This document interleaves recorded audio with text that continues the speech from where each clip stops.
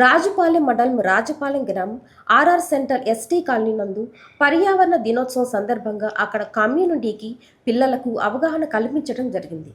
DBRC area coordinator అధ్యక్షతన ఈ కార్యక్రమంలో ముఖ్య అతిథులు మండల అధికారి వెలుగు కార్యక్రమం నుండి ఏపీఎం శివకుమార్ మాట్లాడుతూ పర్యావరణ పరిరక్షణ ప్రతి ఒక్కరి బాధ్యత అని, చెట్లను నాటి రక్షించడం ద్వారా భవిష్యత్తు తరాలకు ఆరోగ్యకరమైన వాతావరణాన్ని అందించవచ్చని తెలిపారు. సచివాలయం సిబ్బంది పంచాయతీ సెక్రటరీ సురేఖ మాట్లాడుతూ ప్రతి ఒక్కరూ ప్లాస్టిక్ వాడకం తగ్గించి నీటిని ఆదా చేస్తూ పరిసరాలను శుభ్రంగా ఉంచుకుంటూ కాలుష్యాన్ని తగ్గించాలని సూచించారు. ఈ కార్యక్రమంలో ఎన్ఆర్ఈజీఎస్ టిఏ రాజువర్ధన్ పిల్లలతో శ్లోకం చెప్పించి మొక్కలు నాటించారు.